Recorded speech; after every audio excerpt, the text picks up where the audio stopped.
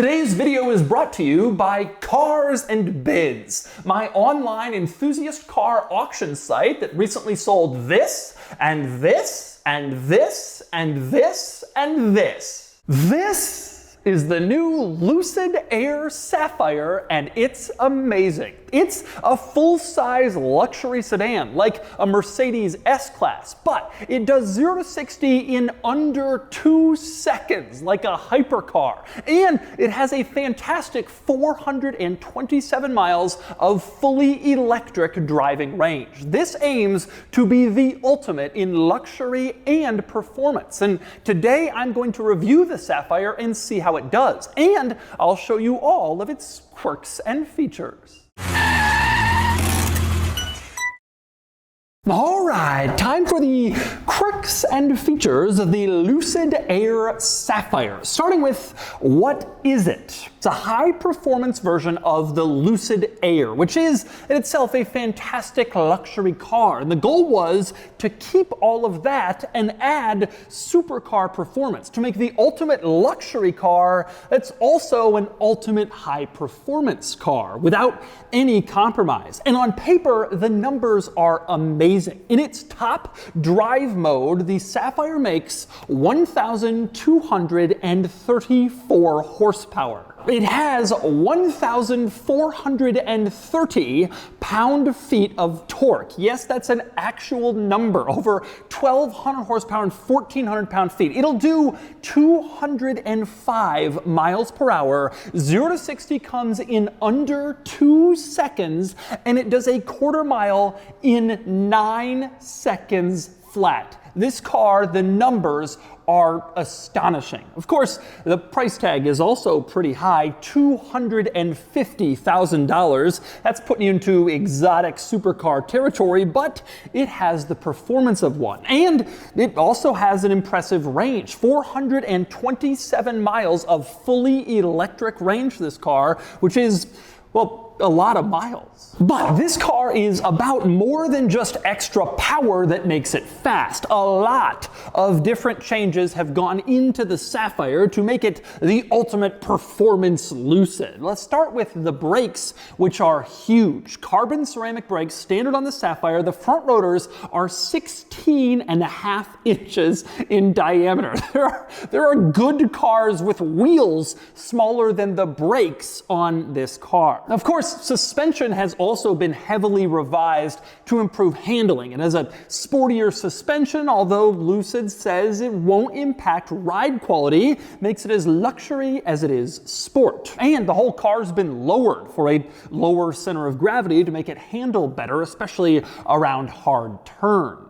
And then there's the tires, much wider and larger than what you'd get in a standard Lucid Air. 20-inch up front, 21 in back, and they're just bigger with a special Michelin Pilot 4S compound developed specifically for the Lucid Air to maximize its handling and also its luxury touring capabilities. Now, tires are particularly important in this car because, well, it has 1,200 horsepower, but also because it weighs over 5,300 pounds. So it's massively powerful and massively heavy. The tires are being asked to do a lot, which is why they had to be wider and bigger than what you get in a standard Lucid Air. As for aerodynamics, that's also been improved in the Sapphire. Maximum downforce of this car is about 400 pounds at top speed, largely thanks to strakes underneath the car. You can see under the front,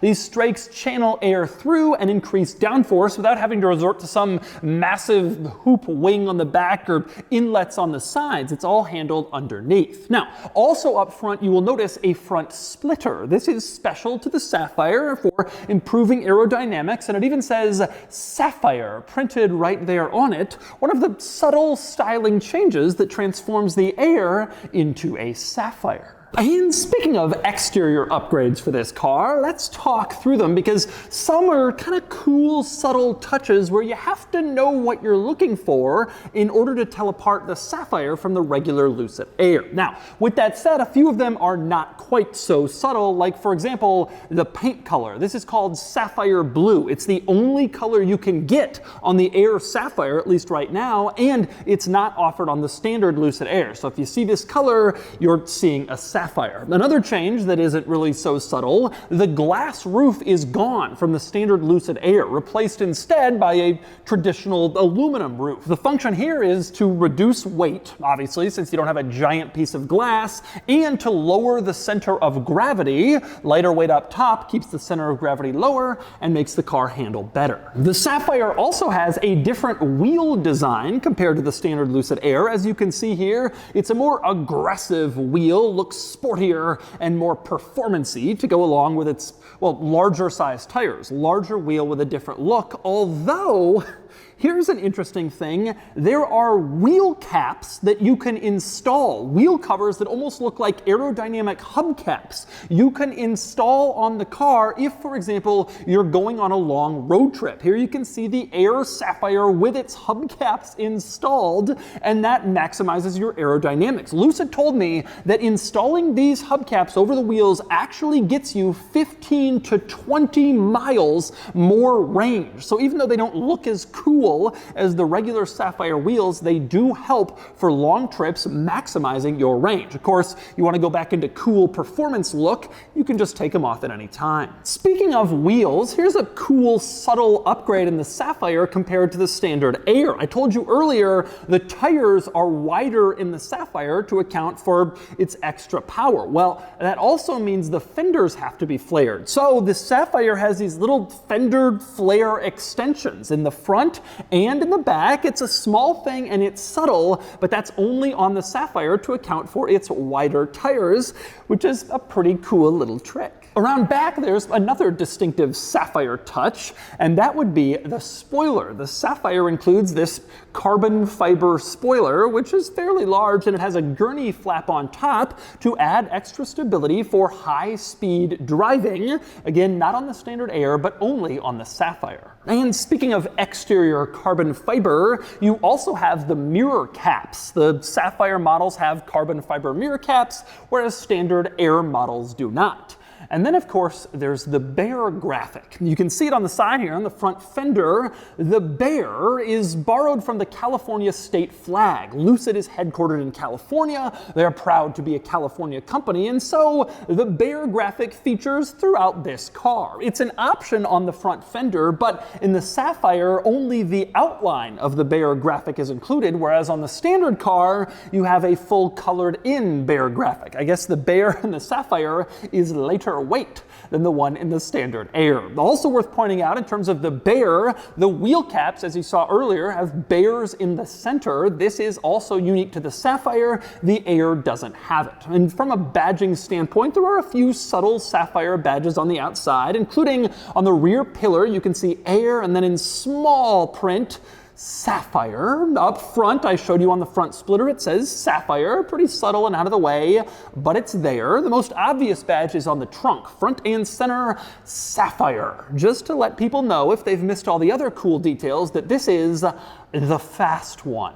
And next we move inside the Air Sapphire, where there are, as you can imagine, still more changes compared to the standard Air. The most obvious is probably the seats, which are a lot more heavily bolstered than what you'd get in the Air. The Air is more the luxury car. This one, the sporty version, has these sporty seats, which are intended to keep you from moving around on the track. You can also see Alcantara seat centers, which also create more friction to keep you in your place. The seats also have distinctive blue stitching. Only the Sapphire model has that, and the headrest is adjustable in 3 separate positions, sort of forward and backward. Lucid told me the intent here is to make sure if you have a racing helmet, you're taking your Sapphire on the track, you can still be comfortable. You can just move the headrest back to accommodate your helmet size. You will also note on the headrests the little bear logo from the California flag, just like on the outside. Like I mentioned, it's sort of a theme that appears throughout this car. But anyway, other Sapphire interior changes changes compared to the standard Air. For one,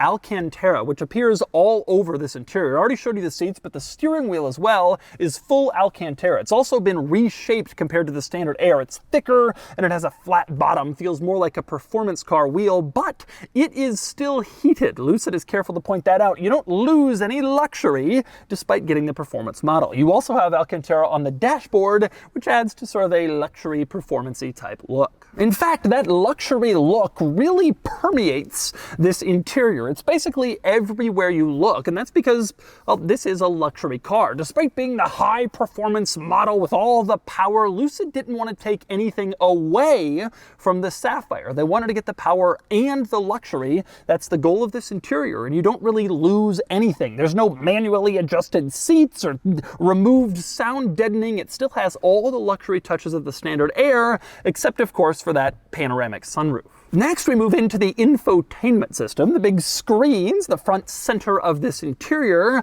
and I want to talk drive modes. Now, standard Lucid Air models have a smooth mode, which is like regular, and a swift mode, which is like performance. The Sapphire takes things further with a Sapphire mode and a track mode, as you can see. And one thing I love, when you adjust the drive modes, the picture changes, pretty common, but it loses the wheel covers I mentioned earlier when you go from smooth to all the other modes. They're taken off because Lucid figures if you're in one of those other modes, you won't have your wheel covers in place. A nice little subtle change as you go through your drive modes. But in case you're wondering what they all do, well, one major benefit, they unlock power. Smooth mode only gives you about 800 horsepower, and things go up from there. In Sapphire, you're using about 1,000, maybe 1,100 horsepower, but if you want the full 1234, you go into track mode, and that's how you access it. Now, once you're in track, you can see there are 3 separate modes to choose from within track mode. You have drag strip, hot lap, and endurance. The full complement of horsepower is only available in drag strip mode, which optimizes the car for short bursts of crazy acceleration, like on a drag strip. You go into hot lap and you get almost the full 1234 horsepower, but just a little bit less. The car optimizes its battery and its driveline to do big power, but for a little longer than a short burst on a drag strip. If you're in endurance mode, once again, the car optimizes its battery for a different type of track driving, and this would be for more laps. Like on a track day, you don't get the full complement of horsepower, but you do get sort of an extended battery life to compensate for doing more laps on the track. Now, one interesting thing, when you go into track mode and you choose which version you want, the car actually sits there and optimizes its battery and its drivetrain for that particular version of track mode. You probably noticed before, you can see a little bear with a checkered flag fitting with the theme of track mode, the Lucid and high performance. Now, directly below track mode, you can also see various choices for stability control. You have full, which keeps everything on, off, which turns it off, and then track, which is sort of a track-focused hybrid of the two. Interestingly, this car has in-house developed traction control. Lucid told me they went out to suppliers and they couldn't find a traction control that reacted quickly enough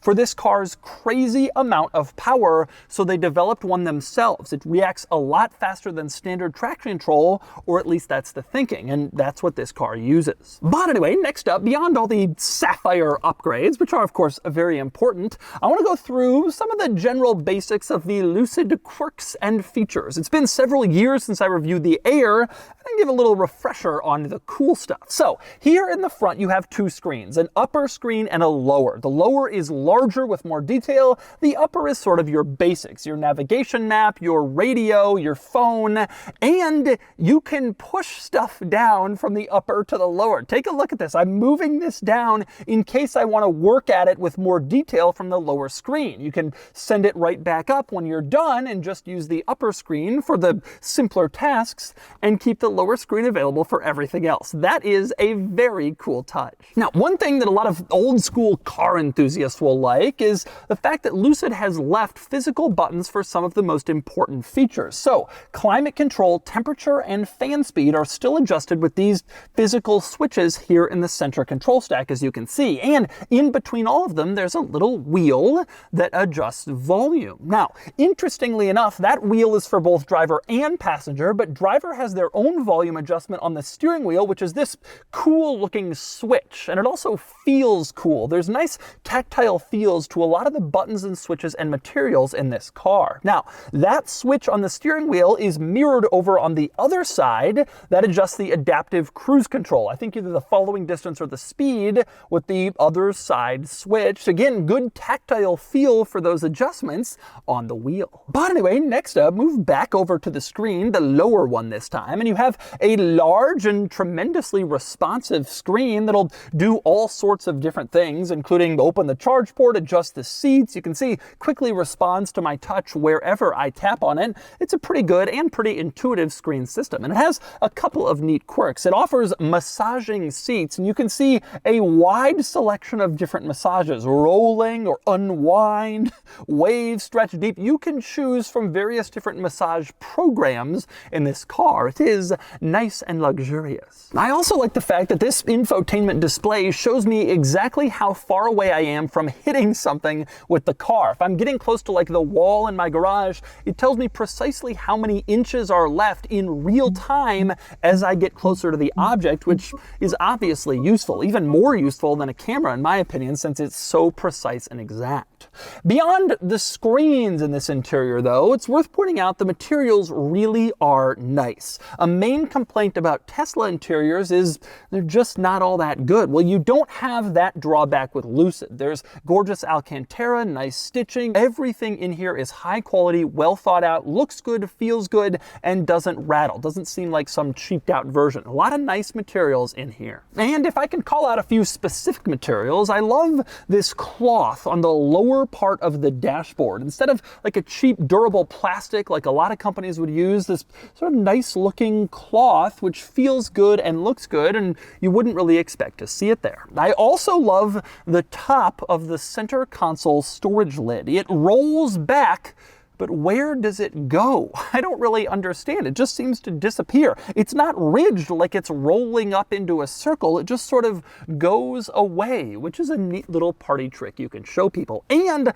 I also love the interior door latch to get out. You stick your hand here in this position, and then it's almost like pulling a trigger to open up the door, pull it back to get out, instead of, well, a traditional boring door handle like in your plebeian car. And next up, we climb into the back seat of the Lucid Air Sapphire, which is tremendously roomy. No big surprise since the dimensions didn't really change compared to the standard Lucid Air, but it really is big back here. Very luxurious, like you'd expect from a luxury sedan. You can kind of lie down and hang out. And you don't even really have a hump in the rear seat floor area. Since this car has a motor up front and two motors in back, there's no driveline connecting them to steel legroom. So even the middle passenger has decent legroom back here. It really is a roomy luxury car interior in back. And there's some nice touches back here as well, including a touch screen mounted on the back of the front center console where you can adjust your climate controls, change the temperature, the airspeed, all that stuff just for the rear passengers. You can also turn on your heated seats back here and put up the rear sunshade, which is a nice touch. And speaking of the rear sunshade, you also have sunshades integrated into the rear windows. On the sides, you just pull up on the window switch when the window's already closed, and then the sunshade goes up to shade rear passengers from the sun. Other nice touches back here, you have little USB-C ports where you can plug in devices and charge them, no real surprise, and right above that, a latch. You open that up, and there's a nice little storage compartment back here for rear passengers to put stuff if they want to. One other thing you can notice sitting in the back seat of the Sapphire, little bears on the backs of the front seats, driver and passenger, a little bear, this time trimmed in blue to match the sapphire blue of this car. Another little quirky detail, these little bears hidden throughout the Lucid Air. And finally, we move on to the back of the Sapphire, which has the same basic rear end design as the standard Lucid Air, which is very interesting and quirky. You look back back here, you think you're gonna get a normal trunk, you gotta open it and the entire rear of the car opens up. But it isn't a hatchback, it just has a tremendously wide trunk opening. The rear glass stays put. That's odd, but also strange is the brake lights that appear when you open up the trunk. You see, the trunk's rear opening is so large that it includes all of the lighting, the tail lights, the reverse lights, the turn signals, and by federal government regulation, if the lighting goes up with a piece of bodywork, there must be an auxiliary set of lights that still turn on when that piece is in the air. You also see this on the Audi Q5, the Buick Cascada, a few other cars, and here it is on the Lucid Air, a second set of tail lights that light up when the trunk is open, since the lights disappear. Now, aside from that, fairly large trunk, and of course a wide and relatively low opening, since so much of the rear of the car opens up with the trunk. You got a lot of space back here, and even more space when you open up this lower compartment. You lift it up, and there's extra storage under the floor where you can put extra stuff. And then there's the front trunk, which, if you're inside the car, is opened in kind of an unusual way. There's a little control panel on the driver's side to the left of the steering wheel that adjusts all your basic needs, your headlights, your wipers, and, well, your front trunk. You can tap on that and open it up, and then it pops open and reveals your front trunk, which at first glance doesn't seem all that big. It's pretty wide, but not exactly huge. But if you lift up this leather strap, you can pull out the floor and reveals basically a double-sized trunk underneath. So there really is actually a lot of storage space in the front trunk in addition to the rear. It really helps increase this car's practicality, whereas some EV front trunks are just an afterthought. This one really is good storage space. Now, when you're ready to close the front trunk, you don't just slam it down with your hands. Instead, there's a little button on the inside of the front trunk area. You can see it's like a raised trunk. You push that and then stand back, and the trunk closes itself right up and automatically latches no problem. It's all power and electronic. The other interesting thing worth noting in this front trunk area, I love that the Lucid script lights up in this car when you have the headlights on. It just looks cool, and it really reminds everybody exactly what this is, Lucid. And if you know what to look for, Sapphire. All right, driving the Lucid Air Sapphire. Starting off in smooth drive mode, which is sort of the luxury sedan wafting mode. Just driving the car just a little bit, you can tell it does have that sort of luxury sedan. I mean, the great benefit of the Air, which I drove almost 3 years ago now, it was just so comfortable and so luxurious and so Mercedes-Benz S-Class, Rolls-Royce, that sort of feel. It really gave you the feel of being insulated and relaxed and luxurious that you were hoping for, given the price point of these cars and given, what they're trying to compete with. And this car certainly has that feel too. I notice a little bit more tire noise, I think, in this car, which doesn't really surprise me. It's a performance version. It's got bigger tires. It's got these special Michelin Pilot Sport tires. Yeah, it's interesting. I mean, they're able with these drive modes to really kind of control the car in ways that you might want. It makes it kind of interesting. You can make it the fast, high-performance, crazy, exotic car, or you can really dial it back and get a more luxury feel and driving experience like this is. So this car right now, you would never know that it's like the world's fastest accelerating sedan, that you're in a car that does 205 miles an hour, because you're just sitting here feeling like you're in, a Mercedes S-Class or any sort of like nice luxury car. The ride isn't even compromised, which is my big complaint with a lot of the AMG Mercedes type cars, the S63 and the S65. They're very nice, but you get the big wheels, you get the suspension, and it does start to feel like you are making some trade-offs. It doesn't really feel like that in this car in smooth mode. And in smooth mode, the performance is still fantastic. I mean, I'm flooring it here. It's still tremendously fast. Just like laughably quick. It's still, this is as fast as any person would ever need anything. Now keep in mind, the slowest Lucid Air does 0 to 60 in like 3.5 seconds. So this one, even in its regular, this is the smoothest, the most basic of the drive modes. Even in this mode, it still just blows you back in the seat fast.